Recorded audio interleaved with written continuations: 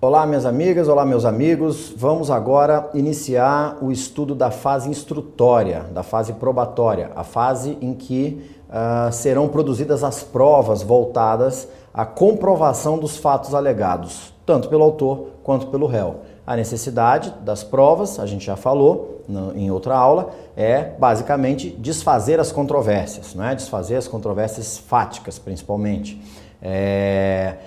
No que diz respeito aí à necessidade de eliminação das controvérsias, a gente também falou o seguinte, que o juiz ele não pode decidir apenas com base no achismo, né? Ah, não, eu acho que o autor está falando a verdade. Não, não existe isso. A gente trabalha aí com um princípio de livre convicção motivada, a gente trabalha com um comando constitucional de necessidade de fundamentação das decisões judiciais. E uma decisão só vai ser fundamentada a partir do momento em que a gente conhecer as razões que levaram, né, o juiz a se convencer, a se convencer de que uma determinada parte estava falando a verdade enquanto a outra não estava. Tá? Então, daí a gente também trabalha com a ideia de persuasão racional, quer dizer, o convencimento ele é o fruto de um processo racional, de um processo lógico, né? Que no caso do direito é um processo lógico-dedutivo. Tranquilo?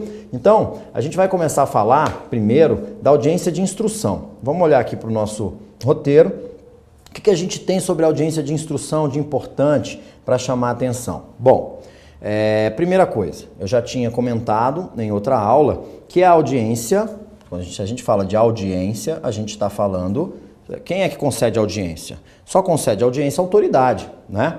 Audiência é uma expressão que a gente usa para se referir àquele ato em que uma determinada autoridade pública vai ouvir alguém. Então eu quero uma audiência com um ministro de Estado, eu quero uma audiência com um juiz, eu quero uma audiência com um ministro do Supremo. Então eu quero que essa pessoa me ouça. Então daí a gente já pode extrair o seguinte, que a audiência de instrução é aquele momento em que o juiz vai se colocar, aquele ato do juiz em que ele vai se colocar à disposição, né, das partes para que as partes possam produzir aquelas provas orais. Então, eu só vou ter necessidade de audiência de instrução quando eu tiver necessidade de produção de prova oral, tá? Porque eu posso ter produção de provas na fase instrutória que não são provas orais. A própria prova pericial, ela consiste na elaboração de um laudo, tá? Mas, eventualmente, a lei permite que sejam feitos, seja feito um requerimento para que o perito seja ouvido em audiência para prestar esclarecimentos, tá? Então aí, nesse caso, haveria necessidade de uma audiência de instrução. Então, o código diz que uma vez instalada essa audiência, a primeira coisa que o juiz tem que fazer é tentar conciliar as partes. Então, isso aqui está dentro daquele princípio que a gente comentou lá atrás, que está no artigo 3º, né, do novo código, que é o princípio da busca ou do incentivo, do estímulo à busca pela solução consensual dos conflitos. Então, sempre que a gente puder trabalhar com a ideia de solução pacífica, de solução mais do que pacífica, solução consensual, em que as duas partes concordem com o que está acontecendo, a gente tem que dar prioridade. E o próprio artigo, salvo engano, 139, que é o artigo que trata dos poderes, das responsabilidades, dos deveres do juiz, coloca lá como um dos deveres do juiz tentar, sempre que possível, conciliar as partes, né? Então, a gente tem a ideia de que, bom, já que eu vou produzir prova, deixa eu tentar aqui o juiz, né? O juiz está ali com as partes, está diretamente ali com as partes, deixa eu tentar ver se as partes não fazem um acordo para evitar que a gente comece aí essa fase tensa, essa fase complexa da produção de provas. Tá? Então ele tenta conciliar as partes, independentemente do emprego anterior de outros métodos de solução consensual de conflitos, como mediação e arbitragem. Então, ainda, vamos supor que tenham tentado uma mediação lá na audiência obrigatória e tenha restado infrutífera. Mesmo assim, o juiz vai tentar conciliar as partes. Por quê? Bom, porque a experiência mostra que, às vezes, já tendo sido feito aquele trabalho introdutório ali pelo mediador, pelo conciliador, a parte ainda um pouco resistente, mas à medida que o processo foi se desenvolvendo, né, e esse desenvolver do processo, ele consome, além de recursos materiais, além de recursos econômicos, esse desenvolver do processo consome emocionalmente as partes, né? Pode chegar a ponto de elas quererem se livrar do processo. Até porque figurar como réu, figurar como autor, não é bom para ninguém, né? Então, eventualmente, o juiz dando ali aquela possibilidade, eu mesmo já no meio da audiência de instrução, já consegui conduzir acordo. No meio da audiência de instrução, já tentamos na audiência preliminar, não deu, no início da audiência de instrução não deu, e no meio, no curso da audiência, não, tudo bem, a gente vai aceitar esse acordo que você está propondo. Tá? Então, é um comando do Código agora, é um princípio que está lá no artigo 3º e é um dever do juiz, né, tentar sempre que possível conciliar as partes. Tá? E aí, dentro daquilo que eu falei, de provas orais, o Código diz que as provas orais serão produzidas em audiência, ouvindo-se nesta ordem preferencialmente. Preferencialmente, não é uma ordem obrigatória, tá?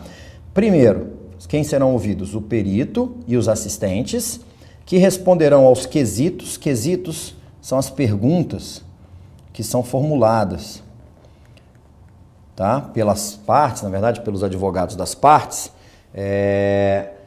e que serão respondidas pelo perito, tá? Serão respondidas pelo perito no laudo. E se eu quiser que tanto o perito quanto os assistentes técnicos, lá mais para frente a gente vai falar quem são esses assistentes técnicos, que eles prestem esclarecimentos na audiência, a lei diz que eu já tenho que mandar antecipadamente essas perguntas para que eles já venham preparados para responder sobre essas questões, tá?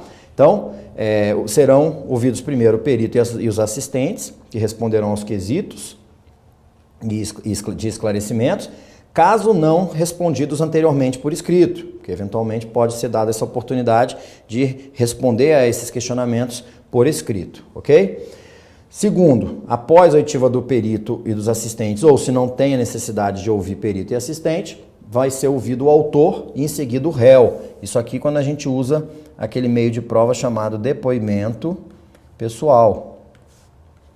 Depoimento pessoal das partes. Tá? Também a gente vai trabalhar cada espécie, né, de prova prevista no código, a gente vai falar de cada uma delas, tá? Vamos falar com bastante calma, vamos aprofundar bastante, porque como eu coloquei para vocês em outra oportunidade, de um código de 1.100 e poucos artigos, a gente tem aí mais de 100 artigos dispondo apenas sobre as provas. Então, daí a gente já tira que é uma matéria extremamente importante. E por último, ou se não for requerido depoimento pessoal, a oitiva do depoimento pessoal das partes, serão ouvidas as testemunhas arroladas pelo autor e as testemunhas arroladas pelo réu. Tranquilo? Então, essa é a ordem da produção das provas orais na audiência de instrução. O Código diz que o juiz exerce poder de polícia na audiência. Poder de polícia. O que é o poder de polícia? Bom, a gente lembra lá do direito administrativo, né? É um poder-dever, na verdade, poder-dever que a administração pública tem de limitar direitos individuais, tá? Em favor da coletividade. Então, por exemplo, apesar de a Constituição brasileira trazer como direito fundamental o direito de livre iniciativa e o direito de propriedade, se eu resolver chegar no meio da rua e começar a vender comida sem autorização do Estado, sem um alvará de funcionamento, sem ter autorização da vigilância sanitária, da administração local, enfim, qualquer fiscal da vigilância sanitária que passar ali vai poder passar por cima do meu direito de propriedade e apreender a mercadoria que é minha, que eu estou vendendo, e também vai poder lacrar o meu estabelecimento, né, impedindo o exercício da minha livre iniciativa. Então eu estou falando de dois direitos individuais, direitos fundamentais, que estão sendo limitados, quer dizer, o seu exercício está sendo limitado em benefício da coletividade. Então a ideia de que o juiz exerce o poder de polícia é esse poder de polícia da administração. Quer dizer, você tem ali, por exemplo, advogado, tem prerrogativas, tem direitos próprios, Ministério Público. Agora, se esses sujeitos estiverem utilizando desses direitos, dessas prerrogativas, de modo a prejudicar o andamento dos trabalhos, peraí, a prestação jurisdicional é uma atividade de interesse público. A gente precisa resolver os conflitos, não é porque só são duas pessoas num conflito que isso não diga interesse, não seja de interesse de toda a coletividade, porque a finalidade da jurisdição é restabelecimento da paz social. Essa paz social, ela foi abalada quando surgiu a lide. E por que o Estado tem que intervir e solucionar a lide para restabelecer a paz social? Porque a lide é um câncer, a gente falou disso lá no começo do curso, né?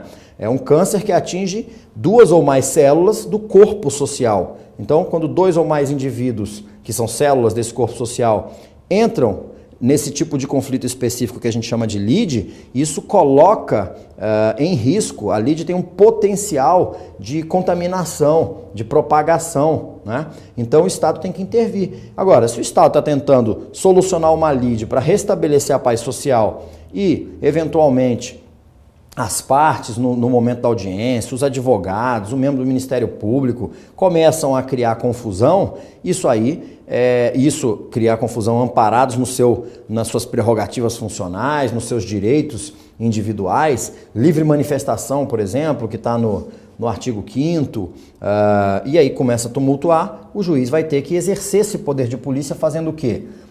Determinar que seja mantida a ordem e o decoro na audiência, ordenar que se retirem da sala aqueles que se comportarem de maneira inconveniente, requisitar quando necessário força policial. Então, você vai se retirar da sala. Se o senhor não parar de atrapalhar enquanto eu estou tentando ouvir a testemunha, doutor, por exemplo, para um advogado, eu vou pedir que o senhor, vou determinar que o senhor se retire da sala. Ah, não vou sair, bom, então eu vou chamar a força policial para retirá-lo. Tá?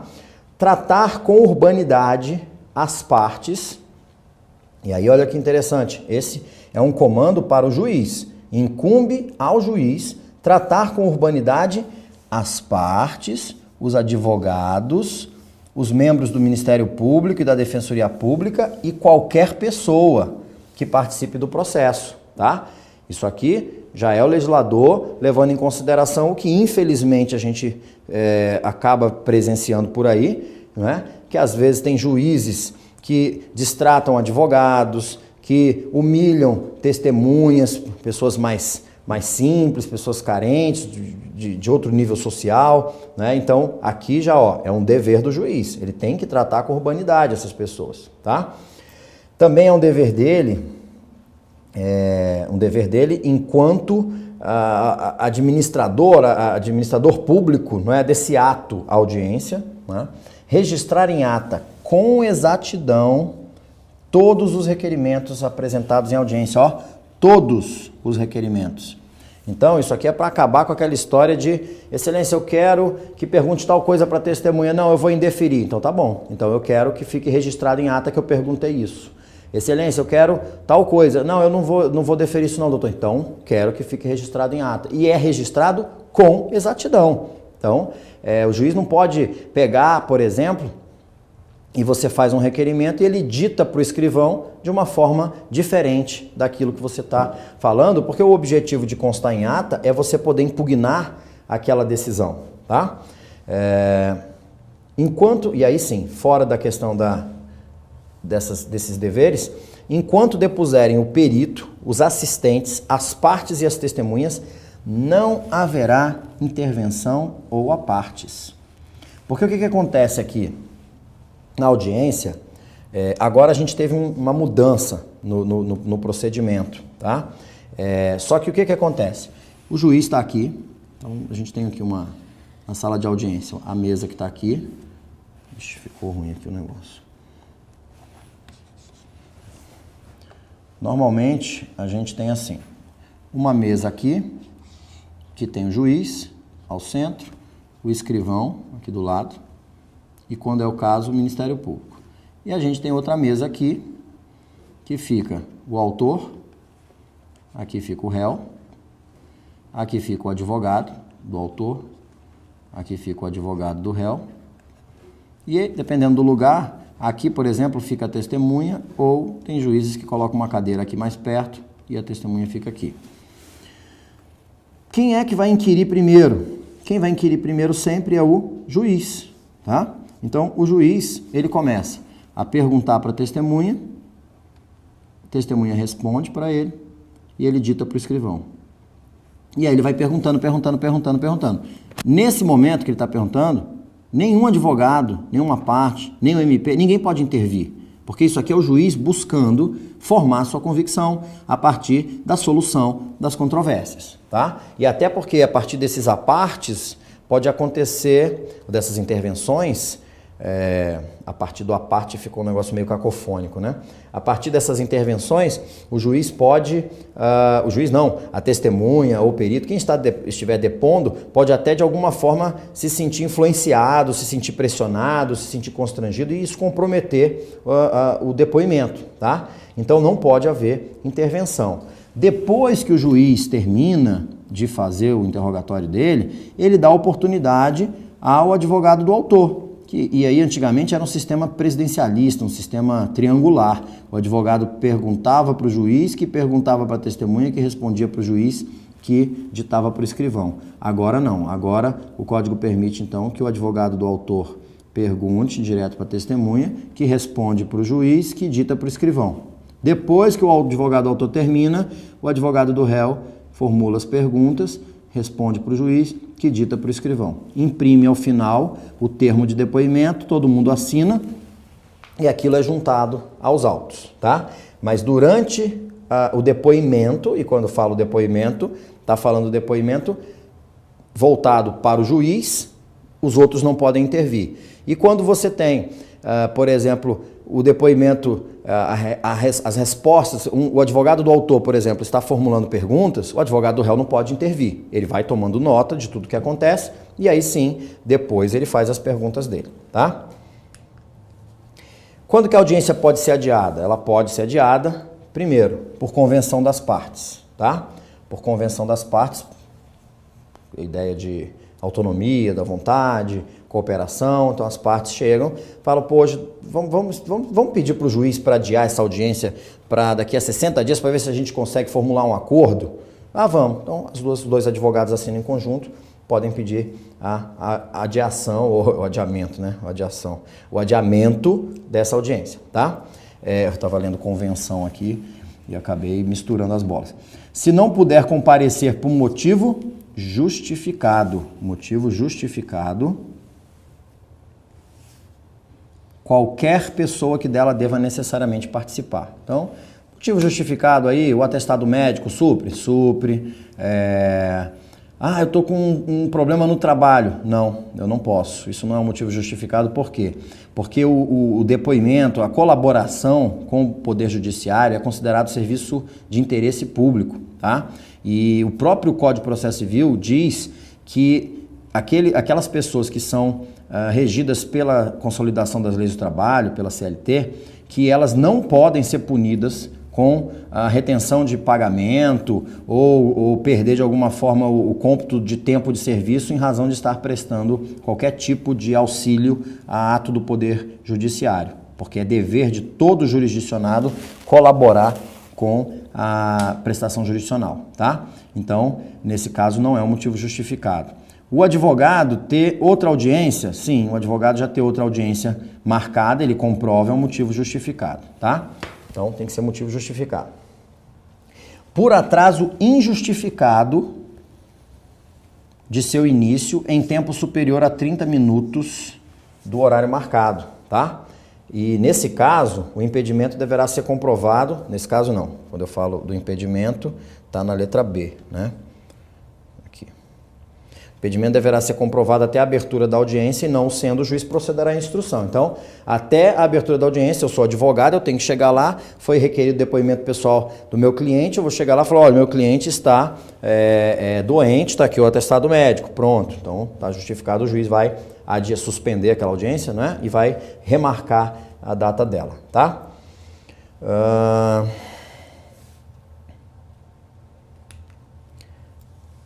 Ainda sobre a audiência, o código diz que o juiz poderá dispensar a produção das provas requeridas pela parte cujo advogado ou defensor público não tenha comparecido à audiência, aplicando-se a mesma regra ao Ministério Público. Então é o seguinte, se aquele que é responsável por representar judicialmente as partes para participar da produção das provas, ele falta, o juiz fala, ó, as testemunhas estão aqui. as partes estão aqui, ou enfim, ou eu só quis prova testemunhal e esclarecimento do perito. O perito está aqui, testemunha está aqui. Se um advogado não veio, bom, a prova serve para o juiz dirimir suas dúvidas, desfazer as controvérsias e formar sua convicção, seu convencimento. Se o advogado faltou, beleza, eu vou tocar a audiência e problema do advogado, problema do promotor de justiça, tá? Então é possível o juiz dispensar a produção daquelas provas que foram requeridas por quem faltou, continuar a audiência produzindo as outras provas e vamos embora. Quem der causa ao adiamento responderá pelas despesas acrescidas, tá? Porque integram as despesas processuais, para a gente lembrar, até, por exemplo, despesas que foram realizadas pela testemunha com deslocamento. Às vezes a testemunha precisa vir de uma cidadezinha mais próxima ou de um lugar um pouquinho mais distante e ele teve despesa, essas despesas têm que ser ressarcidas para essa testemunha. Tá? Uma coisa é o dever de colaborar com a prestação jurisdicional. Outra coisa é você querer impor, né, ônus, inclusive financeiro, para quem está ali colaborando com a prestação jurisdicional. Tá? Fala aqui também que, havendo antecipação ou adiamento da audiência, isso pelo juiz, né? O juiz, de ofício ou a requerimento da parte, determinará a intimação dos advogados ou da sociedade de advogados para a ciência da nova designação. Nada demais aqui para comentar. Bom, fizemos a instrução, produzimos as provas, ouvimos naquela sequência, né? Ouvimos o perito, os assistentes técnicos, depois a gente ouviu as partes, primeiro o autor, depois o réu, no depoimento pessoal, e depois a gente ouviu as testemunhas. O que acontece agora? O código diz que, encerrada a oitiva, encerrada a instrução, o juiz vai passar para os debates orais, tá? Como que funcionam esses debates orais? Ele vai dar a palavra para os advogados das partes pelo prazo de 20 minutos. Esse prazo de 20 minutos pode, para cada uma, pode ser prorrogado por mais 10 minutos por uma única vez, a critério do juiz, tá?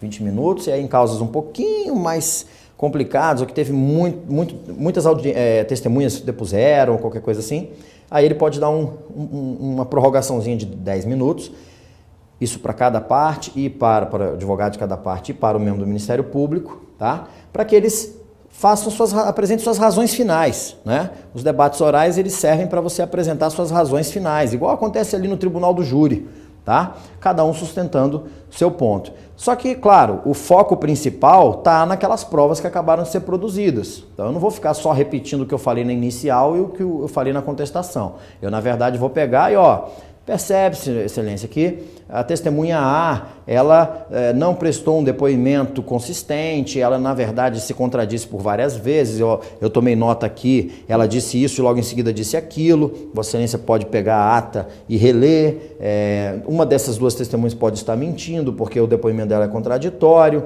o perito não soube responder aos questionamentos que foram formulados, isso coloca em xeque a qualidade da perícia. Então, vão ser feitos debates ali. E aqui a gente tem uma regra específica que tem que tomar cuidado, que está no caso do litisconsórcio ou do terceiro.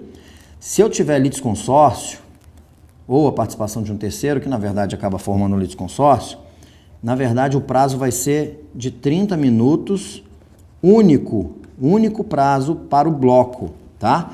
Então se eu tenho aqui assim, A e B litigando com C. C vai ter 20 minutos. A e B vão ter 30 minutos. E como é que vai ser feita essa distribuição? Bom, eles podem convencionar, falar assim, advogado A, faz o seguinte, a nossa matéria aqui é muito próxima, eu vi durante a audiência ali que você fala bem e tal, não sei o quê. Se eu te ceder minha parte do tempo, você faz aí a defesa genérica para os dois? Faço. Então pronto, A pode usar os 30 minutos. Se não tiver acordo, o código diz que o juiz vai dividir igualmente. Então, se ele dividir igualmente, se não tiver acordo, vai ficar 15 minutos para um, 15 minutos para outro. Se eu tivesse 3, ficaria 10 minutos para cada um. E o outro lado ficaria com os 20, tá? Então, o código diz que, havendo litisconsórcio ou terceiro, o prazo que será somatório dos 20 mais os 10, formará um só todo para aquele bloco, ok? que se não houver convenção entre eles, o que vai acontecer? Ele vai ser dividido por igual, tá? Tendo 10 litisconsortes, a gente vai ter um prazo de 3 minutos para cada um. Então é melhor que eles entrem em acordo. O código também diz o seguinte, que é possível a conversão dos debates orais na apresentação de memoriais escritos, tá? Que, na verdade, o código antigo usava a expressão memoriais escritos. O código novo já deixou melhor, já fala em razões escritas. E aí, nesse caso, então o juiz encerra a audiência e diz assim, bom, doutores, eu vou fazer o seguinte, essa causa apresenta questões complexas. Então, a gente está falando lá de um erro médico, teve o depoimento de perito, e é muita matéria técnica que o advogado que não é especialista na matéria em medicina, ele não vai conseguir argumentar. Então ele precisa, com calma, se reunir com um assistente técnico, que é médico, para daí ele analisar tudo que foi produzido ali durante a audiência de instrução e preparar as suas razões finais por escrito, tá? Então, existe a conversão, a possibilidade de o juiz converter os debates orais na apresentação de razões escritas, de alegações finais. Prazo sucessivo de 15 dias. Não é prazo comum. Prazo sucessivo, então os autos saem do cartório, você estuda essa matéria complexa e junta essas alegações finais que a gente chama aqui de razões escritas, tá? No Código Antigo era chamado de memoriais escritos. Mas, na prática, eu mesmo nunca participei de um debate oral, muito embora já tenha pedido várias vezes para os juízes. Os juízes não estão muito dispostos a ouvir e fazem essa conversão independentemente da complexidade. Mas é bom saber que na teoria, tá? A gente não pode aprender a teoria pela prática. A gente pode, pela teoria, exercer a prática, mas ao contrário não dá, né? Extrair a teoria da prática é uma coisa complicada, até porque cada juiz, cada cabeça uma sentença. Então, tomem cuidado, porque principalmente quando forem fazer prova aí de concurso, essa conversão em razões escritas só é possível quando a causa apresentar questões complexas de fato ou de direito. O Código também dispõe que a audiência é una e contínua, podendo ser excepcional e justificadamente cindida na ausência de perito ou de testemunha, desde que haja concordância das partes. Então, aqui é importante o seguinte, quando fala que a audiência é una e contínua, significa o seguinte, faltou aqui uma testemunha. Doutor, a testemunha foi regularmente intimada, né? Foi sim, excelência, foi regularmente intimada. Bom, o que o senhor quer fazer? O senhor que requereu a oitiva dessa testemunha. Excelência, essa testemunha é extremamente necessária. Ela tem que ser ouvida, o depoimento dela é importantíssimo.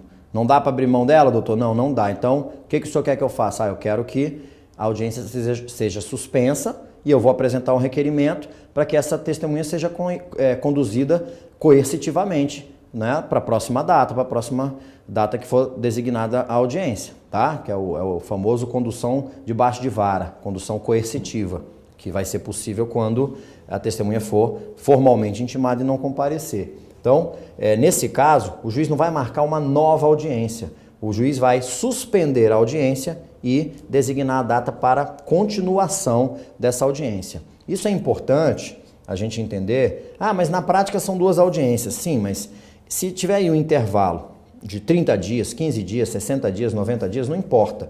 Existem disposições que o Código utiliza a expressão se já tiver sido iniciada a audiência. Então fala, por exemplo, se morrer uma parte ou morrer um advogado da parte, o que acontece? Aí você vai olhar lá, vai dizer, olha, se já tiver sido iniciada a audiência, bom, o código não está dizendo que o juiz abriu a audiência e o advogado infartou durante a audiência. Pode até acontecer, mas essa hipótese é mais rara, não é? O que ele quer dizer é, se já tiver sido iniciada a audiência, ela foi suspensa, remarcada para daqui a 60 dias, depois foi suspensa de novo, remarcada para continuar daqui a mais 30 dias, esse período todo é considerado como exercício da audiência, é funcionamento da audiência, tranquilo? Porque ela é una e contínua. Diante da impossibilidade de realização da instrução, do debate e do julgamento no mesmo dia, o juiz marcará seu prosseguimento, tá vendo como é audiência una? prosseguimento para a data mais próxima possível em pauta preferencial, tá?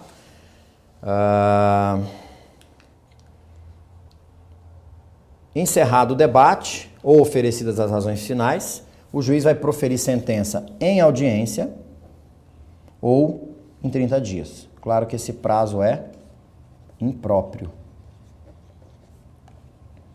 Ou seja, o juiz não vai sofrer nenhuma sanção em razão disso aqui, tá?